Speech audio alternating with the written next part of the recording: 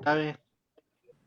Ahí estamos completamente en vivo en un live más de Historia Chivas. Un gusto saludarlos. Mi nombre es Manuel Atia y como siempre estoy muy contento de estar acompañado por mis compañeros y amigos y arrancamos con las damas. Susi Puentes, ¿cómo estás? Buenas noches. Ay, muy feliz porque ya estamos en el repechaje y rodeada de hombres, siempre bendita entre los hombres y el invitadazo, bueno, pues ya lo vas a presentar, pero engalanados el día de hoy en Historia Chivas y no lo iba a decir porque luego, pero Pedro cumple años, así que es un programa de festejo por el cumpleaños de Pedro. Saludos a Fer, a Otón, a ti, Manuel, y muchas felicidades, Pedro.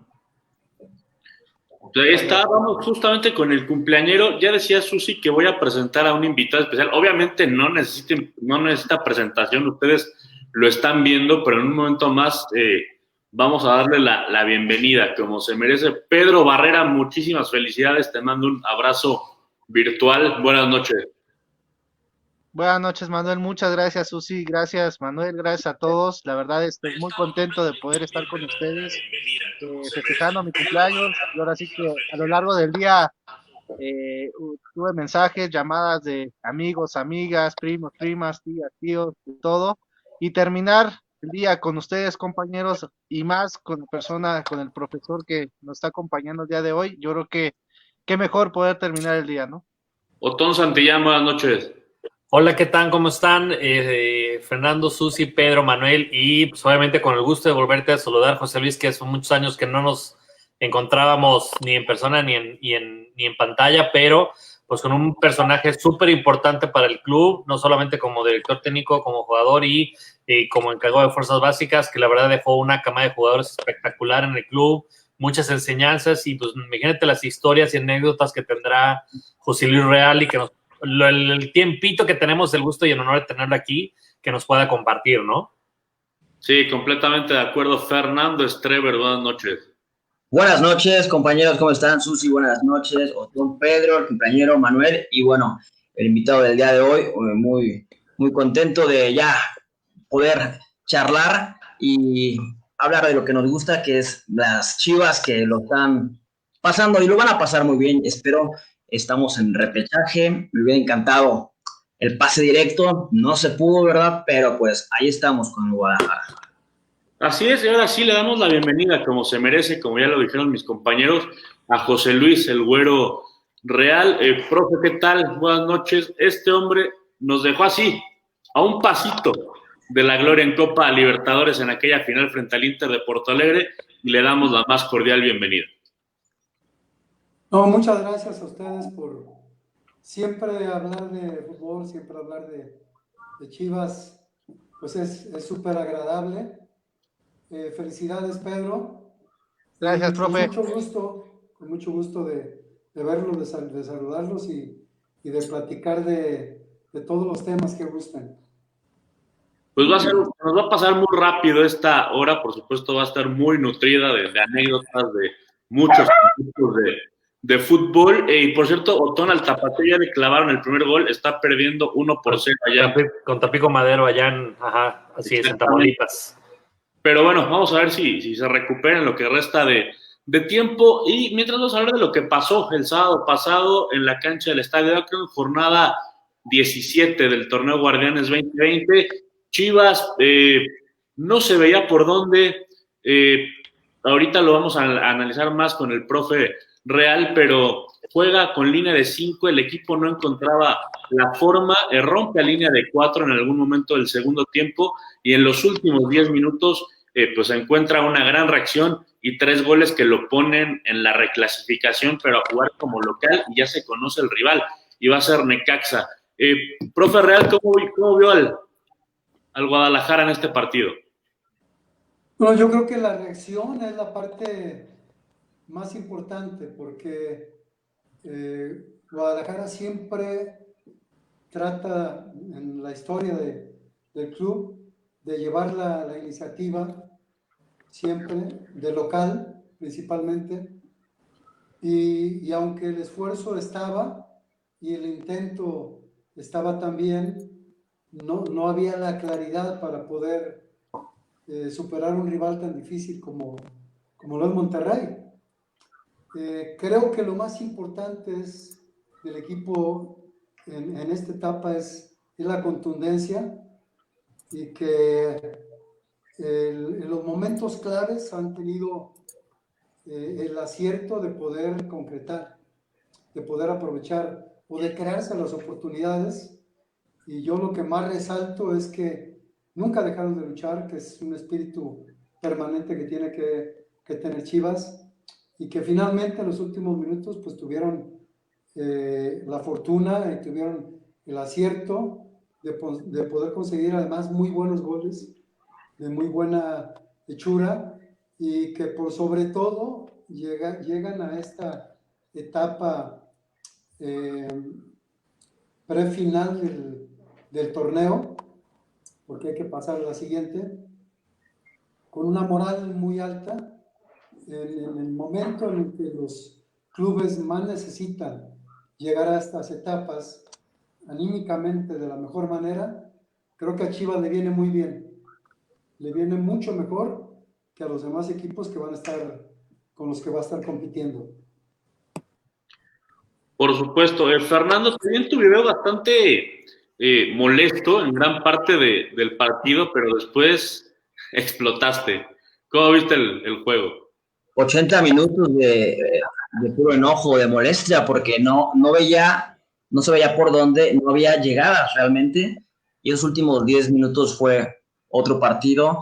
Entiendo muy bien que no dejaron de luchar, eso lo entiendo, no había claridad, pero también creo que desde la banca, desde lo táctico, ya el profesor nos podrá explicar igual y más a detalle, pero lo que hace de pronto Vucetich le gana la partida a Mohamed, y a partir de los cambios es cuando uno encontró ahí la solución.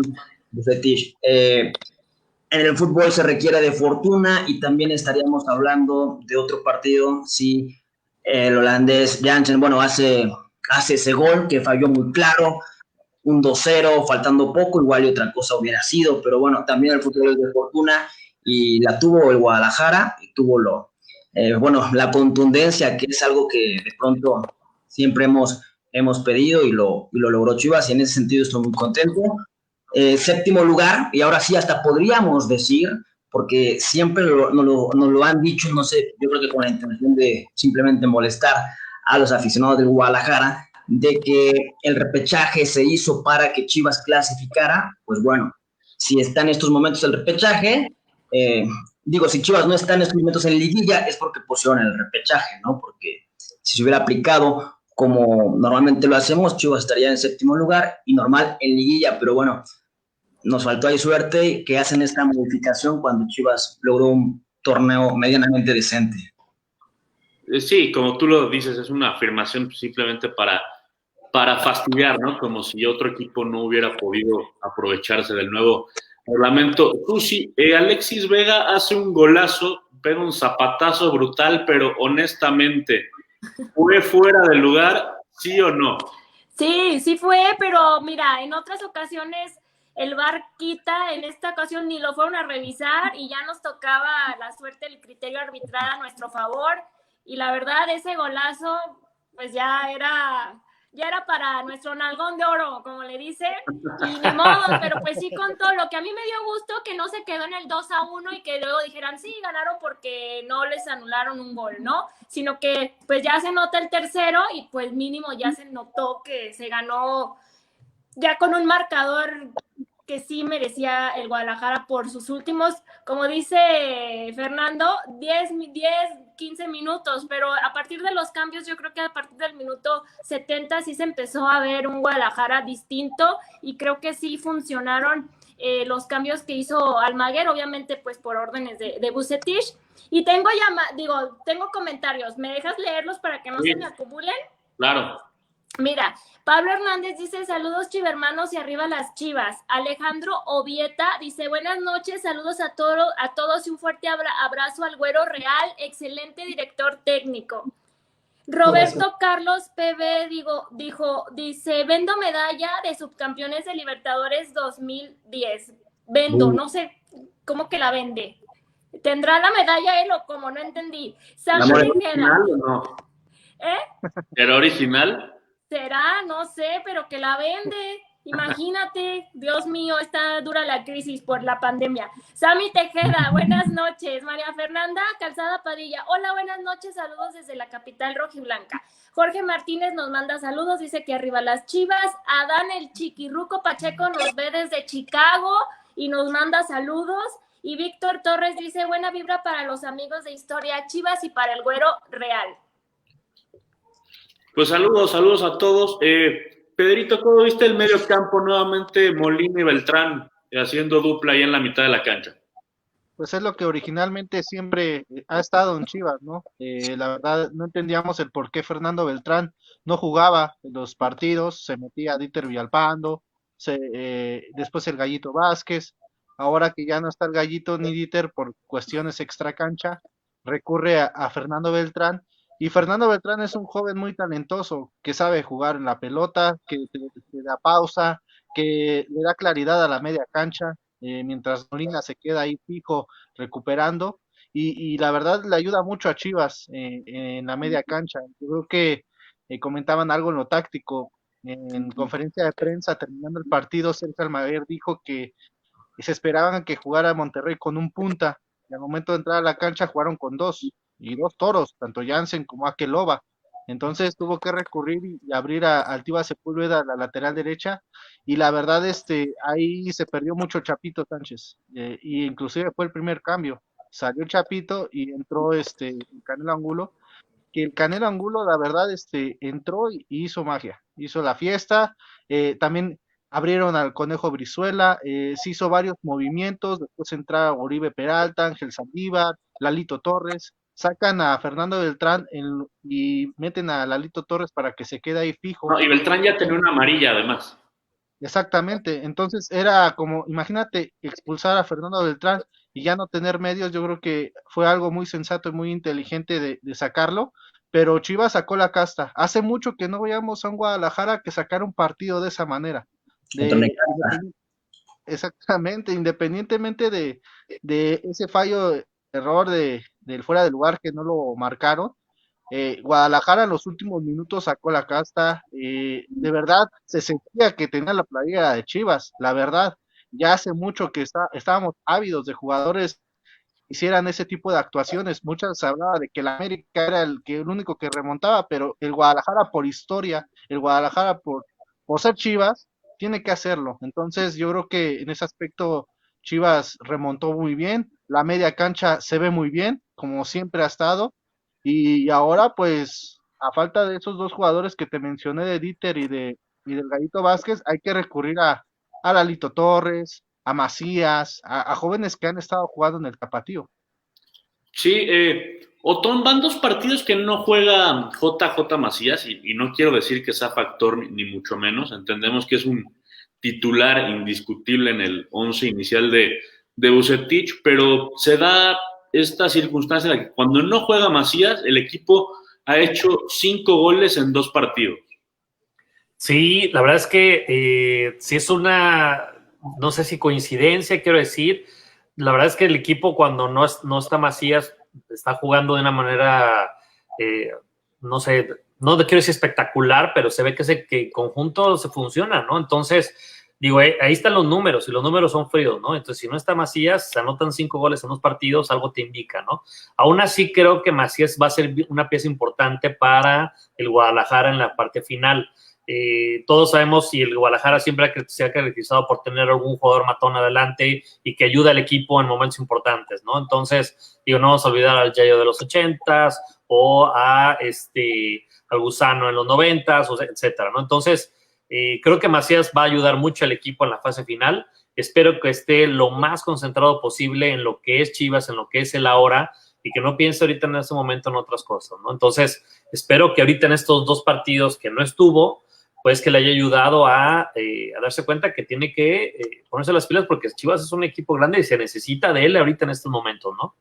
Por supuesto, y siguiendo en este tema, yo le eché a hacer 2 preguntas a José Luis Real en el tema táctico. Una va un poco encaminada a esa: ¿qué tanto cambia la versatilidad del ataque de Chivas sin un 9 fijo y como Alexis Vega moviéndose por todo el frente del ataque? Y otra, ¿por qué si Chivas normalmente se venía comportando de buena forma con línea de 4, ¿por qué en este partido arrancar con línea de 5? O sea, muchas veces el entrenador plantea varias cosas pensando en el rival.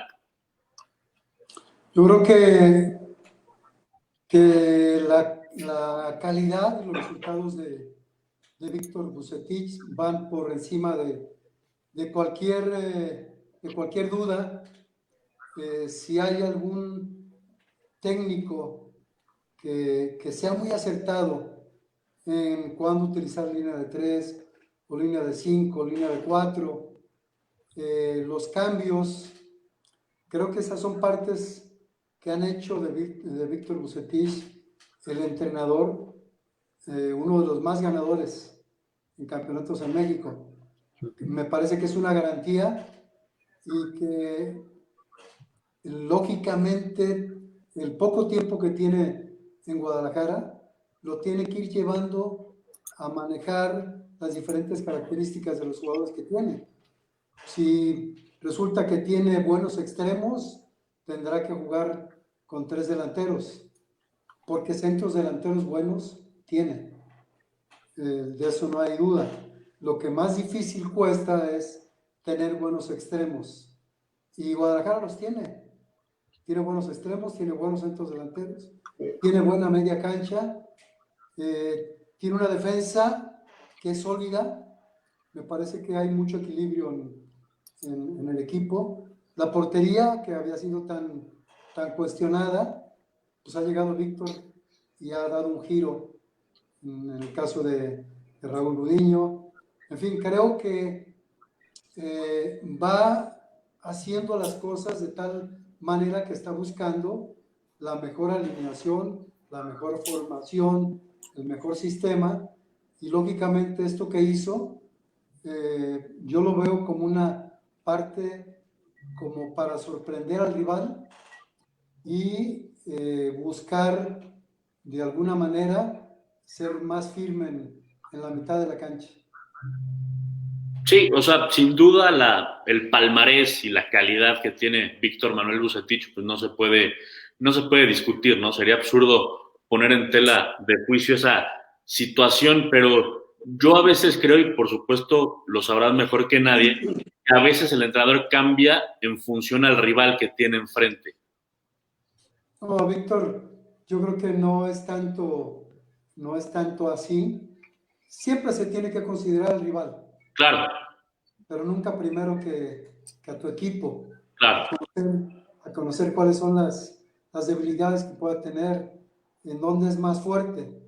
Y a mí me parece que lo que más pensó hacer Víctor fue sorprender a Monterrey con una formación diferente a la que normalmente viene utilizando. Y si bien pasó una buena parte del partido, como lo han mencionado, en la que era complicado, sí, finalmente los aciertos, la contundencia, como lo mencionaba al principio, y los cambios que valen mucho la pena y que significan una parte muy importante, porque el cambio que piensa el técnico siempre lo piensa con la mejor intención, pero claro, el que hace bueno el cambio es el jugador. Pudo haber sido un excelente cambio los que hizo, pero los jugadores que mete no aciertan en hacer las cosas bien, entonces estaríamos diciendo que fue un mal cambio, cuando realmente lo que intentó fue atinado en los jugadores que entraron, pero el cambio finalmente termina por hacer lo bueno el jugador con su funcionamiento al entrar a la cancha.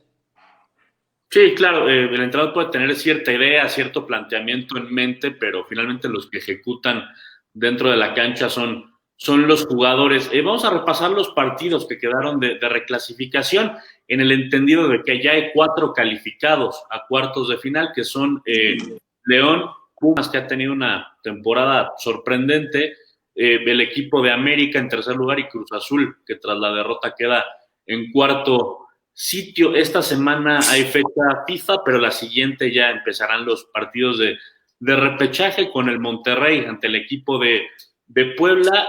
Tigres jugará de local también ante el equipo de Toluca. Chivas frente al equipo de Necaxa. Y el último, Santos que al final se coló a la reclasificación como local, estará recibiendo al equipo de Pachuca. Los partidos de repechaje se juegan a 90 minutos. En caso de empate nos vamos directamente a penales. Nada más como un dato, Chivas y Necaxa se han enfrentado 3 veces en fase final y las tres, pues nos va a partir un rayo, mi queridísima Susi.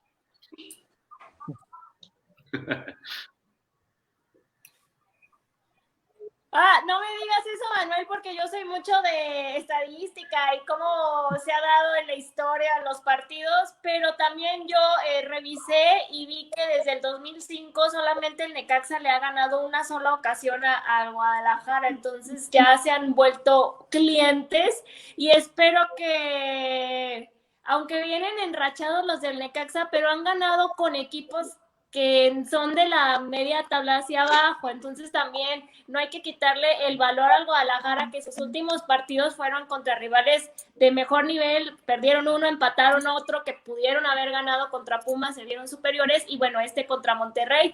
Yo quiero inclinar la balanza hacia obviamente mis Chivas, y esperando que sí, ahora sí lleguen a la liguilla, porque recordemos que están ahorita, como lo mencionó Fernando, por esta nueva forma, ya están en repechaje y no quisiera saber si pierden ese único partido y no pasen a liguilla por 6ª ocasión, creo, o 7ª, sería muy, muy triste. Sí, bueno, esta estadística, pues, curiosamente las 3 llaves se dieron en los 90, ¿no? La mejor época en la historia.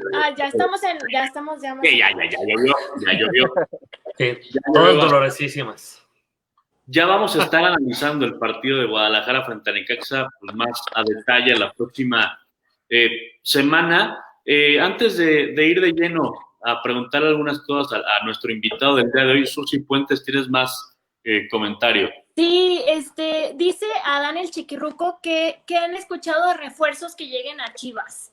Pues es que lo que yo siento es que ahorita ya van a empezar los rumores, ya van a empezar con que ya están en pláticas con el Pocho, que ya Mozo, y lo único creo que ya seguro es el regreso del Chino Huerta, ¿no? Que estaba a préstamo. Estaba en préstamo a Mazatlán pues ni pasó al repechaje, entonces pues ya se lo pidieron, ¿no? Así de regrésanos al Chino Huerta, que para mí es un regreso que sí puede funcionar al equipo y que no lo veo mal. Sí, claro, hizo bien las cosas en Mazatlán. Y bueno, hoy tenemos a un hombre de fútbol de toda la vida que llegó a Chivas en una etapa como jugador, en una etapa muy complicada, ¿no? Poco después del campeonísimo en la década de los 70s, en donde el equipo se va un poco a la baja, peleó algunas liguillas, también le tocó pelear un poco la cuestión del descenso, pero sin duda José Luis Real era un mediocampista muy fino y de muy buena pegada allá en esa época. Profe, ¿cómo fue tu llegada a las Chivas? ¿Llegada de futbolista? Sí. Me vieron en un torneo, en una final del torneo de secundarias acá en Guadalajara, y en esa final estaban visores del Atlas y de Chivas, y me invitaron los dos. Me invitó Chivas y me invitó Atlas. Yo decidí Atlas, decidí Chivas. Mi familia de siempre ha sido, la gran mayoría son aficionados a Chivas, por mi padre, la herencia, y elegí Chivas. Llegué a los 14 años, salí de los 15 a los 16, volví a los 16 y estuve más o menos un año, no medio año, y me llaman a la selección de México, la selección olímpica. Me regresan a los 18 años para debutarme. Debuto a los 18. Ahí tuve la fortuna de que a los 18 en mi debut fui el novato del año, me seleccionaron para la selección mayor y me hacen un contrato diferente, como pasa normalmente cuando salen las cosas bien. A partir de ahí jugué 11 años en Chivas. No me tocó el campeonísimo, no me tocó el riesgo del descenso, tampoco. Fue antes que yo debutara. Me tocó calificar en 3 ocasiones. El equipo tuvo una problemática muy fuerte porque en esa etapa justo se dio la rivalidad tan grave y tan fuerte que nos afectó entre chilangos y jalisquillos. Okay. A mí me tocó esa etapa en la que había una gran rivalidad y pues resultó que teníamos a jugadores de la Ciudad de México y había una confrontación muy fuerte con los jugadores de Chivas, y siendo muy buenos jugadores de las dos partes, esa discusión, esa no integración fue la que no nos permitió lograr ser campeones. Entonces, O sea, creo ¿esa que división fue un factor para que se rompiera el vestidor? ¿Perdón? ¿Esa división sí influyó para que hubiera ciertos conflictos en el vestidor? Sí, pero muy fuertes. Muy fuertes. Eso fue tan influyente que el equipo, teniendo muy buenos jugadores, nunca se pudo integrar. No hubo la coordinación, la confianza, el acompañamiento de lo que significa ser compañeros y pelearte por el compañero. Cada quien trataba de hacer lo suyo de manera individual. ¿Y a quién tenías de compañero con que sí hacías clic, con que te llevabas bien? Yo era chavo, sobre todo en la parte, desde que me toca integrarme, yo fui de los más jóvenes. La diferencia con la gente que llegaba, como Gonini Vázquez Ayala, como Sánchez de Alindo, como Macedo, como Avilán, como Marcos Menéndez, como, no sé, Manuel Manso, como Toño Zamora, Gonini, que me parece que ya lo mencioné, Sí. Eran mayores. Entonces, pues a mí me tocaba estar prácticamente haciendo una labor individual. Yo quería verme bien, a mí me tocaba estar en la selección, yo fui seleccionado normalmente, entonces a mí me estaba yendo bien en lo personal, me iba bien, no tanto así con el equipo por esa problemática que les mencionaba. Sí, Fer. Profe José Luis, yo le quisiera preguntar, bueno, de esa etapa en la que usted estuvo como jugador del Guadalajara, si a diferencia de la época actual en la que vivimos, ese amor por los colores, por la camiseta, igual era una locura pensar que irte al equipo rival, en fin, sí ve mucha diferencia de pronto con los futbolistas actuales que le ha tocado de pronto dirigir a los vestidores que usted llegó a ver como jugador. Yo creo que hay una gran diferencia, porque en Chivas y en América, con todo el respeto para todos los clubes, jugar en Guadalajara y jugar en América no es lo mismo. Es el mismo fútbol, es todo lo que pueda decirse que es igual, pero vestir la playera de Guadalajara y de América es otra cosa, es diferente. En Guadalajara se necesita ser más que profesional. En Guadalajara no se necesita al profesional que llega y cumple, que llega media hora antes del entrenamiento y se va media hora después de que termina. El jugador de Guadalajara en la actualidad tiene que ser mucho más que profesional. Esa parte se ha dejado de lado y en Chivas ha habido muchos ejemplos, pero de una manera muy particular puedo decirte de lo que a mí me ha tocado ver, por ejemplo, Benja Galindo, Chícharo, Omar Bravo, Osvaldo Sánchez, o sea, ese tipo de jugadores que siempre han sido más que profesionales. Y me parece que una problemática actual es que los jugadores tienen prisa por salir del entrenamiento para ir al banco, porque cuando les preguntas que cuál es la prisa o por qué tanta urgencia, pues que van a ir al banco antes de que cierren. Entonces, yo creo que hay gente de mucha calidad, pero que necesitan ser más que profesionales. Profesor, quería hacerle también una pregunta acerca de lo que está pasando, ¿no? De todo lo que ha pasado la semana pasada, de los jugadores. Pero hay jugadores que en épocas anteriores habían comentado que eso era normal, pero la única diferencia es que ahorita hay redes sociales, hay cámaras, hay celulares que lo pueden subir y el jugador queda mal parado. En su época sí había ese tipo de cosas, me imagino, profe, y ahora, eh, pues hay que cuidarse más, y como bien lo dice, hay que ser más profesional, porque también eso perjudica al jugador en la actualidad, profesor. Yo creo que tentaciones las ha habido siempre, pero sin duda hoy el jugador es más dado, cae más fácilmente en la tentación. Yo no estoy de acuerdo en que en todos los clubes se ha hecho igual, siempre.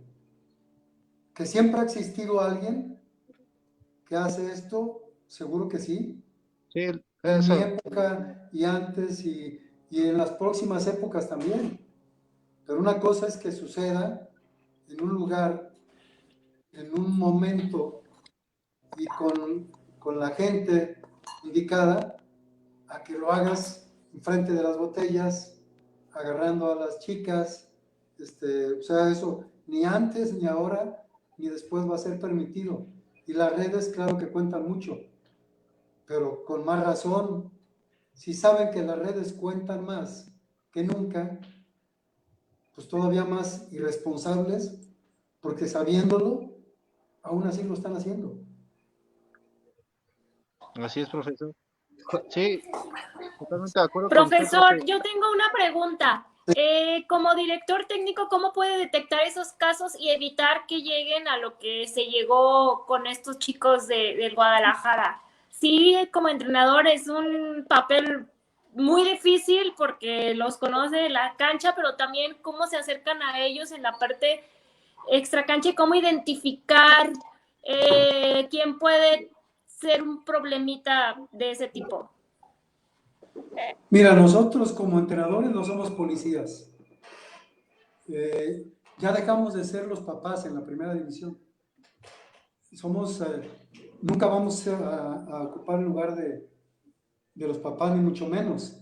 Pero en fuerzas básicas llegas a tener tanta intimidad con los jugadores que hay momentos que te hacen más caso que a la familia. Entonces, a mí me parece que yo voy a hablar por mí. Me tocó una época, por decirlo de alguna manera, dorada en Chivas. Por eso me duele mucho lo que pasa en Chivas con cualquier jugador, pero especialmente con Eduardo López. Porque Eduardo ha sido un jugador que llegó a los 15 años y que tiene todo el respaldo y el conocimiento de lo que es la educación en Chivas. Y que alguien que fue educado de manera integral en la etapa de Jorge Vergara en Chivas, que falle, duele más. Duele que falle cualquiera, pero más cuando hay un jovencito que tuvo escuela, que se trajeron a sus padres de Torreón, que se trajo a su hermano, que se le apoyó en muchísimas cosas y que aún así esté pasando por una situación lamentable porque es un gran jugador, tiene mucha calidad, muchísima calidad, y sin embargo no ha podido terminar, no ha podido consolidarse. Entonces, yo creo que viví una época dorada en Chivas, porque en esa época todos, cuerpos técnicos de fuerzas básicas de primera división, jugadores de primera división y de fuerzas básicas desde los 9 años, teníamos chequeos médicos desde los 9 años hasta la primera división, teníamos psicólogos, teníamos yoga, teníamos cómo tener una buena respuesta ante los medios, teníamos un montón de herramientas que nos ayudaban a ser mejores. Esa parte ya no se hace, no sé desde hace cuánto tiempo, pero sé que no se hace ya. Y entonces el jugador pues se las tiene que arreglar por su cuenta. Cuando Jorge Vergara fue un gran innovador y yo creo que esa visión que tuvo de alguna manera no se ha seguido, y me parece a mí que la parte en la que se tiene que retomar esa parte es justamente en la formación integral, de la que todo el mundo hablamos, pero que solamente la hablamos y no la hacemos. Yo creo que Jorge Vergara empezó con esto hace 19 años, y 18, 19 años, y no sé hace cuánto tiempo ya no se hace, y haciéndolo o retomándolo, yo estoy seguro que todo esto no va a dejar de pasar, pero sin ninguna duda va a ser mucho menos. Ahora, Jorge Vergara ponía mucho énfasis en la formación, en fuerzas básicas, e invirtió mucho dinero en eso. Lo trajo usted en algún momento a Efraín Flores, en algún momento a Hans Westerhoff, incluso alguna vez hizo una alianza con Johan Cruyff que no le terminó por funcionar, pero siempre estaba atento a esa formación, y creo que, y yo quiero hacer una pregunta: ¿qué tanto es la labor del formador, pero más allá de la cancha? O sea, más allá del entrenamiento, afuera de la cancha, ¿qué tanto tiene que trabajar un entrenador con un chico tan joven, tan talentoso, pero por ahí no está tan maduro, para que de pronto le caigan todos los reflectores de la primera división? Bueno, te voy a comentar, antes de responderte directamente a esta parte. Sí. Jorge Vergara era tan visionario que recibió un proyecto que ya se había consolidado. O sea, don Rafael Hasso, el presidente anterior, dentro de la directiva anterior a Jorge Vergara, él fue el que hizo la Casa Club, el que compró la Gigantera, Claro. el que hizo crecer Verde Valle, el que pagó por Johnny Magallón, por Salcido. Con él, todos los jugadores que llegaron a jugar en primera división surgieron de ese proyecto. ¿Qué hace Jorge Vergara? Jorge Vergara lo toma y le da seguimiento, y le invierte y apoya en giras internacionales y mejora los sueldos de los entrenadores.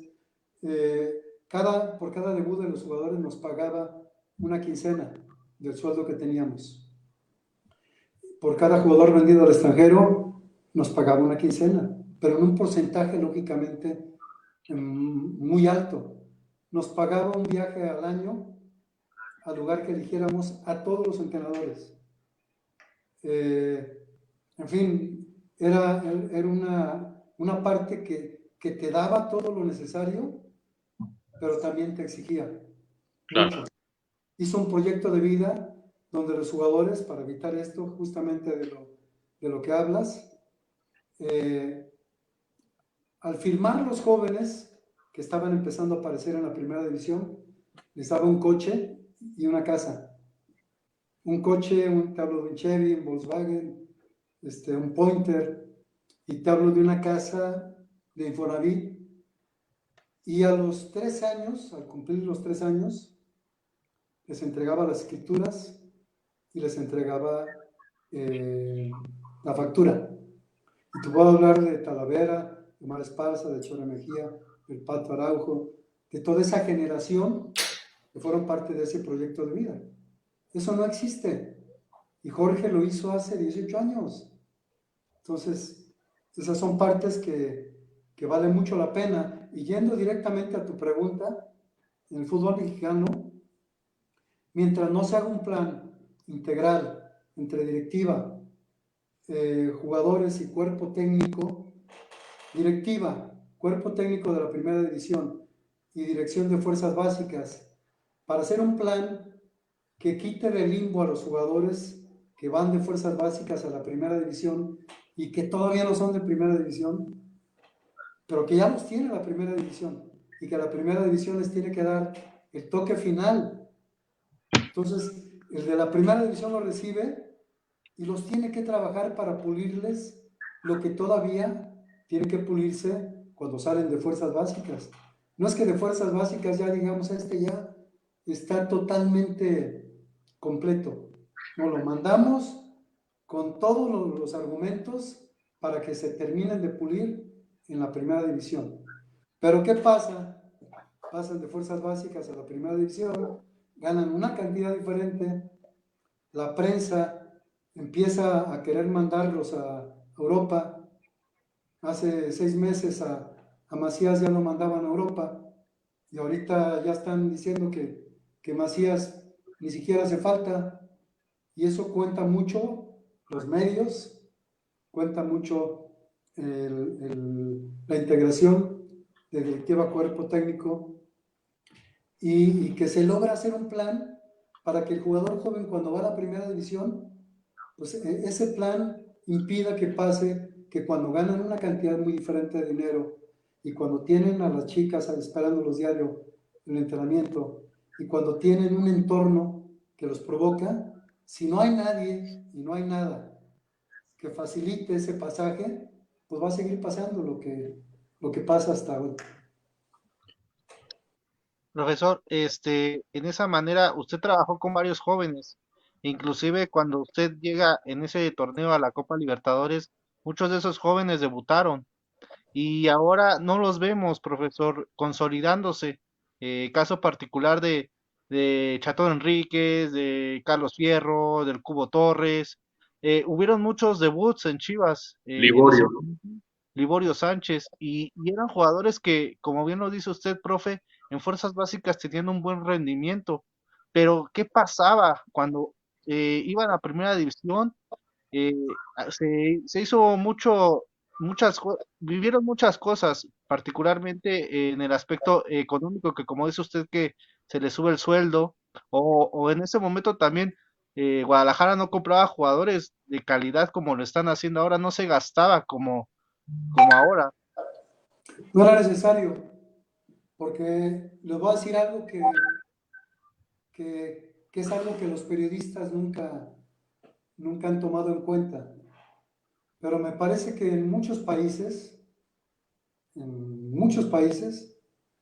a mí me tocó dirigir un equipo en primera división, en un plantel de 25, y de los 25, 22 eran surgidos de fuerzas básicas. Y eso es difícil hacerlo en cualquier lado. ¿Por qué no se consolidan? Porque en Chivas, al que le exigen es al joven de la cantera. No le exigen igual al refuerzo y al veterano. Todos ustedes y todos nosotros, a los que más tenemos que exigirle es a los refuerzos. Claro. Y es a los veteranos. Y los Fierro, y los Chatón, y todos los que me puedan mencionar, no terminaron de consolidarse porque llegó un momento en que dijeron, no, pues no estamos ganando, necesitamos traer a alguien más. Todos esos jugadores nunca tuvieron continuidad, para mí. Y se los digo con todo conocimiento de causa, porque dirigía 22 de fuerzas básicas de un plantel de 25. Solamente el Bofo, Aarón Galindo, y por ahí se me escapa otro. Y eso nadie lo sabe, nadie lo supo, y lo van a saber, ustedes ya lo saben. Sí, ¿no?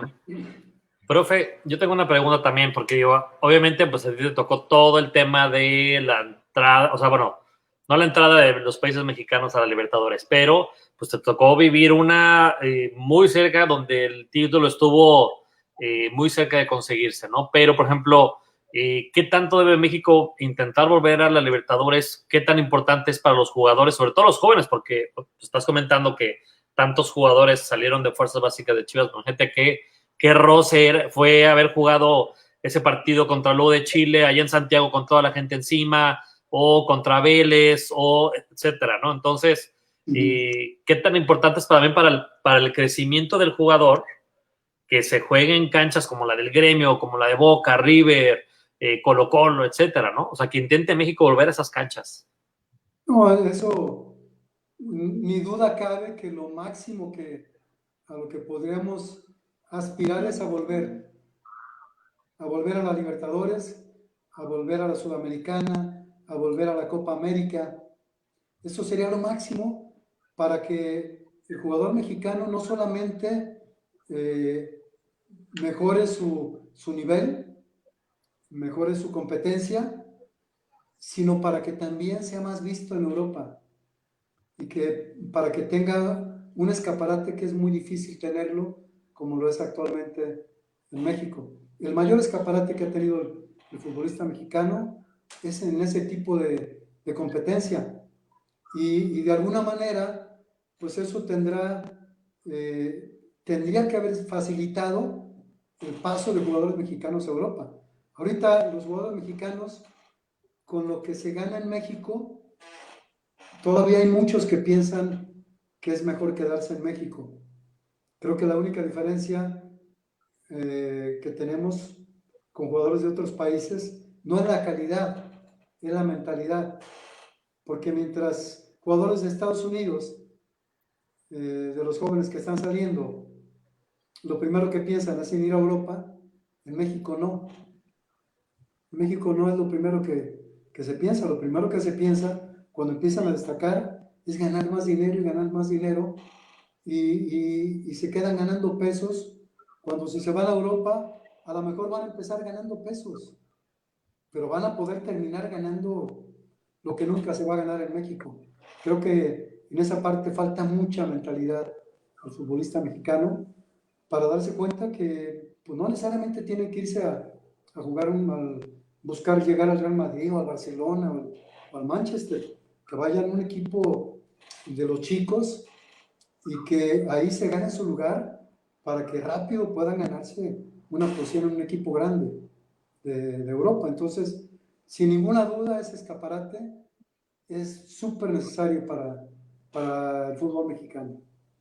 Profe, ya hablabas de la mentalidad de irse a Europa y del Manchester United. ¿Cómo fue trabajar con Javier, el Chicharito Hernández, en un tiempo que a lo mejor no aparecía mucho? De repente lo empezamos a ver un poco más como titular con Raúl Arias y algunos técnicos, pero cuando está contigo es cuando realmente despunta e incluso queda campeón de goleo antes de irse a Europa jugando la mitad del torneo, porque después Chivas se queda sin varios seleccionados que se concentraron para la Copa del Mundo de Sudáfrica. ¿Cómo fue esa evolución del Chicharito, de agarrarlo tan joven, de verlo explotar y de esa transferencia que nos sorprendió a todos, que de repente apareció en Old Trafford junto a Alex Ferguson, ya listo, recién habiendo firmado el contrato, nada más y nada menos con el Manchester United? No, fue súper agradable porque a Javier me toca recibirlo a los 9 años, que me lo llevó su papá y su abuelo, y me toca estar en su despedida, justo de lo que mencionas en Manchester. Sí. Habíamos jugado el sábado, descansamos el domingo, nos presentamos el lunes a entrenar, el entrenamiento empezaba a las 10 de la mañana, a las 9 nos dieron el aviso de que Jorge quería hablar con nosotros y que nos fuéramos a la sala de prensa. Y bueno, el equipo iba muy bien, no estábamos intranquilos porque fuera algo malo, pero no teníamos ni idea de qué se trataba. Al interior no se sabía nada. Nadie. ¿Y la ausencia de Chicharito en ese momento? ¿Cómo? La ausencia de Chicharito, digo, en ese momento que los llaman, no fue a entrenar, evidentemente. Sí, era notorio porque Javier llegaba 2 horas antes. Era muy notorio. Igual en la revisión médica podía haber llegado en otro momento. Sí nos sorprendió que no estuviera, pero pues nos citó un poco antes de las 10 de la mañana y sentados todos con una pantalla grande enfrente, veíamos que estaba un estadio en la imagen de la pantalla. Tratamos de leer porque había unas letras en las gradas para ver qué, pero a propósito no aparecían todas las letras. Entonces esperamos como 15 minutos hasta que de repente en la pantalla aparecen Jorge, Javier y el directivo de Manchester. Y empieza Jorge hablando, feliz de que se había logrado la transferencia de Javier a Manchester. Habló Javier, habló el directivo, y bueno, pues todos felices y contentos y súper motivados porque eso significaba que se abría el camino para todos los demás. Entonces fue muy emotivo, nadie nos dimos cuenta. Te digo, se jugó el sábado en la noche, él viajó el domingo y el lunes a las 10 de la mañana, que eran las 5 de la tarde aproximadamente en Inglaterra, pues estábamos viéndolos allá y bueno, fue tal y como se dio. Oye, y obviamente pues la fiesta fue completa al interior del club, era una gran alegría, pero tú por dentro no decías, ah, caray, ahora cómo lo va a suplir que se No, para nada, porque la ventaja de trabajar con jóvenes y saber trabajar con jóvenes, si se hubieran llevado más, habría que sacar más jóvenes. Claro. Hay mucha calidad en los jóvenes mexicanos, pero ¿qué pasa? Vienen extranjeros que están en la banca, que no tienen el control de calidad y que le están quitando a la gente joven. Yo creo que esa parte impide que los jugadores mexicanos, no solamente los jóvenes, los jugadores mexicanos no tengan más oportunidades. Yo creo que necesitamos tener una medida más exigente para que el jugador y el entrenador que venga a México realmente vengan a aportar como los han venido. Hay jugadores muy buenos extranjeros, hay entrenadores excelentes, muy buenos extranjeros, pero también hay otros que dices, ¿cómo es que están acá? Entonces, yo creo que esa parte impide que se pueda terminar de consolidar lo que hablábamos a los jugadores jóvenes. Profesor, una pregunta. Ahorita al principio del programa hablábamos de unos posibles refuerzos, el caso de Mozo, el caso de Víctor Guzmán, pero ¿usted cómo ve al Tapatío, profe? ¿Cree que haya jugadores que puedan suplir esos refuerzos que en vez de buscar, como dice usted, afuera, se busque en la cantera, principalmente en la media cancha, como lo hablaba hace rato, de que dos de esos cuatro jugadores fueron medios, y ahí está Macías, y ahí viene Organista, y ahí está Edson Torres, Lalito Torres? Se tiene que reforzar para usted, profe, Chivas del Tapatío, buscar apostar del Tapatío para la siguiente temporada, o buscar jugadores en el mercado. Mira, cuando está el Tapatío, lo mencionábamos hace unos momentos, sí. Te voy a mencionar jugadores del Tapatío que fueron campeones con Chivas: Zuri Ledesma, Celestino Morales, Pelón Gutiérrez, Fernando Quirarte, Yayo de la Torre, Demetrio Madero, un montón, y fueron campeones. El Tapatío, que me tocó dirigirlo y que fue el que se crió con don Rafael Jasso y la directiva del Club Guadalajara, y que luego lo aceptó Jorge Vergara y que me toca dirigirlo, era Miguel Becerra el portero, Marco Jiménez era el lateral derecho, Juan Carlos Ortega y el Maza eran los centrales, Salcido era el lateral izquierdo, los dos contenciones eran Johnny Magallón y Johnny Magallón, no recuerdo quién era el otro, y adelante el Venado, Omar Bravo, el Negro Alonso, Juan Pablo Alfaro, ¿no? Juan Rafa Pablo Alfaro. Medina, Margarito González, Alejandro Vela, o sea, fueron campeones también. Entonces, si ya tienes un modelo de algo que funciona, ¿por qué no seguirle de esa manera? Lo que pasa es que después de que se logra todo eso, se corta. Y se corta, y se corta. Entonces, Guadalajara tiene que definir su filosofía y tiene que definir si va con jóvenes, como en la etapa que me tocó a mí, porque a mí Jorge me dijo, tus refuerzos son los jóvenes, se llaman fuerzas básicas. Perfecto, pues era lo que yo sabía hacer.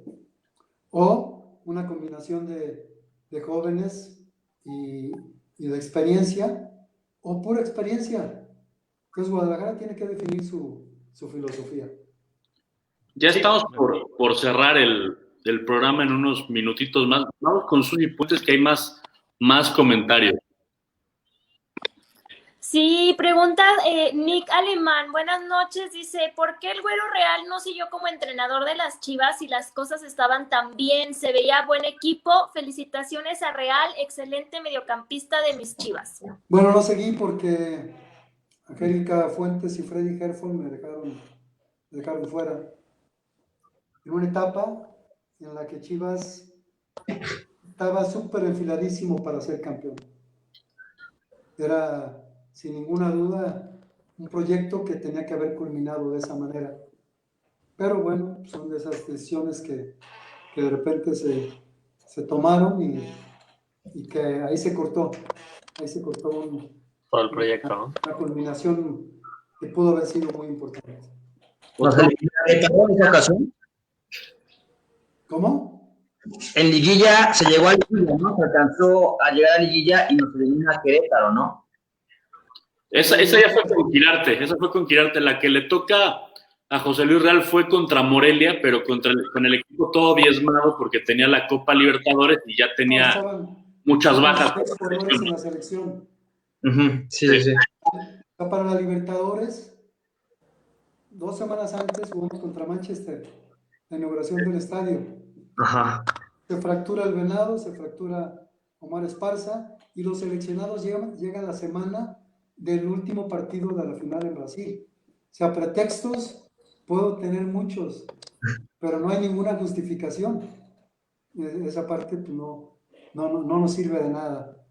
¿Y cómo fue esa experiencia con tantos jóvenes jugar una competencia tan importante, enfrentar a grandes rivales que fue Libertad de Paraguay, Vélez, la U de Chile, incluso llenaron el Estadio Azteca en aquella ocasión que Chivas fue local ahí, y por supuesto la final contra el equipo de Porto Alegre? ¿Cómo fue juntar a tantos jóvenes, motivarlos y hacer las cosas que hicieron y quedarse pues realmente a nada? Porque bueno, ambos partidos los arrancaron ganando. Bueno, yo creo que la principal motivación era eso, y tener la oportunidad de disputar un torneo como la Libertadores, el llegar a la final. Desafortunadamente perdimos la final en casa. Yo considero que debimos haber jugado en pasto natural. O sea, en el Estadio Jalisco todavía. En el Jalisco, en el Azteca. Lo jugamos, el primer partido de Libertadores fue la final, Sí. visitándonos el Inter, y lo jugamos en pasto sintético. Y sin los seleccionados, y con 2 lesionados en la semana anterior. Entonces, esa parte influyó de una manera muy, muy importante, pero anímicamente el equipo estaba tan bien que cuando vamos a Brasil empezamos ganando y de alguna forma pues, nos fuimos yendo hasta casi el final sin perder la posibilidad de hacer algo más. Aún pasando todo lo que pasó, lo del himno y la crítica tan fuerte a Bofo, lo del jugador, lo del aficionado que se mete a golpear a Marco Fabián y tampoco lo hablan, solamente hablan de lo que hizo el Bofo. Lo que es el Bofo. Te brinca un aficionado y golpea a Marco Fabián. Muchas cosas que de repente no se conocen y que pues sin duda nos afectaron y nos quedamos en la orilla. Y si bien estamos contentos por haber llegado hasta esa instancia, pues nunca vamos a poder quedar satisfechos porque pudimos haber dicho somos campeones y ahora lo que podemos decir es fuimos subcampeones, pero aún así somos el único equipo mexicano y soy el único entrenador mexicano dirigiendo un equipo de mexicanos que ha jugado en la final. Sí, por supuesto. Y bueno, como dato curioso, esa final, la de vuelta, se juega con el jersey que hoy tiene Fernando. No, este no. Aquí lo tengo, pero este no. Pero no era de rayitas, ¿no? Ajá. Blanco. Sí. Aquí lo tienes arrumbado, luego Era Reebok. Era Reebok. En su lugar. Era Reebok. Profe, para terminar, ¿te quedaste con alguna espinita clavada en Chivas? Sí, porque el no haber continuado. Sí, Jorge me dijo, te vas a hacer el trabajo que haces en Fuerzas Básicas para que lo hagas en la primera división y te regresas. A mí nunca me engañó.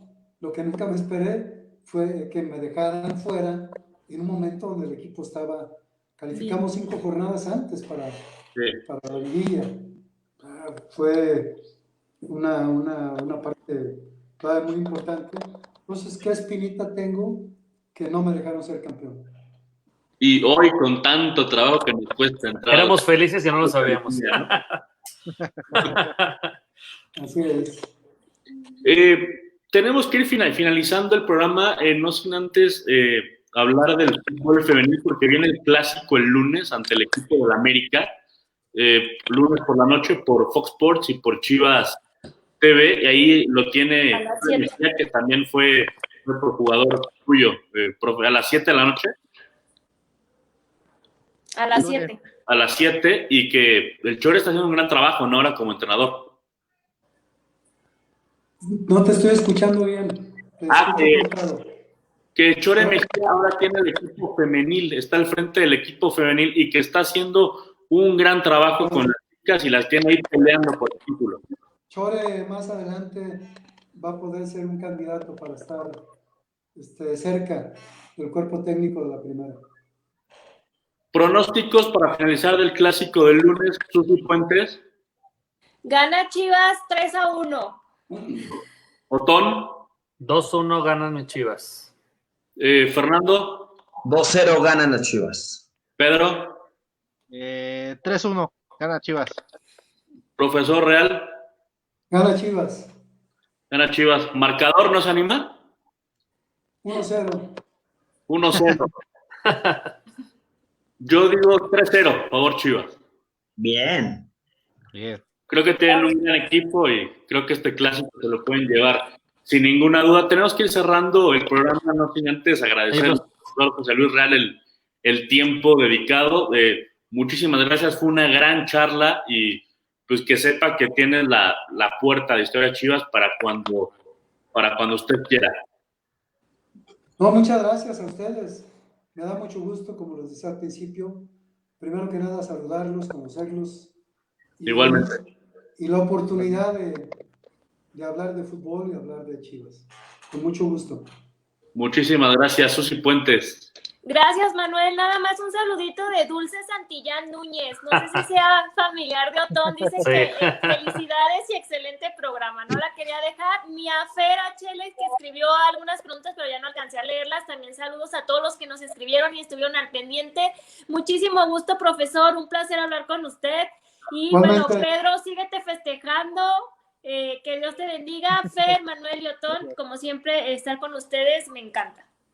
Otón, gracias. Muchas gracias, Pedro, Fernando, Susi, Manuel, y obviamente, pues, otra vez con el gusto de volverte a saludar, José Luis, después de tantos años de vernos ahí en Tapatío y en el club, y de recordar tantas añoranzas que pues, ya no existe el club, pero bueno, quedan los recuerdos del Tolán y del club y de todo que se vivió ahí, ¿no? Entonces, pues un gusto estar con ustedes como siempre, chicos. Igualmente. Pedrito, feliz cumpleaños, síguete festejando como te mereces, muchas gracias. Se nos quedó impresionado. Se fue a festejar Pedro. Fernando Estrever, nos vemos. Ya se congeló, gracias. un gusto estar con ustedes, compañeros. Bueno, ya se fue ahí el profe José Luis Real. Y Ya se nos fue. ya se nos fue. Y Pedro se nos fue. Festejar. Bueno, un gusto platicar con tu... Empató el Tapatío, por cierto. Empató ya y vamos Empató a a ya, cuatro. qué bueno. Sí, así ya. de Oscar Macías. Mi nombre es Manuel, que nos encontramos la próxima semana. Ya. Ya regresó Pedro. Pedrito, te fuiste a festejar Órale, antes sí. de tiempo. Sí, ahora sí que muchas gracias. Ya no me despedí del profe Güero Real, pero gracias a todos ustedes.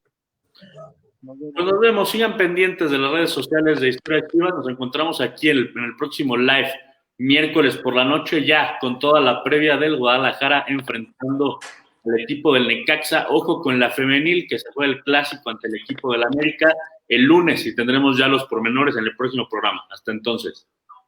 Chao, chao. Saludos, chicos. Un abrazo a todos. Bye.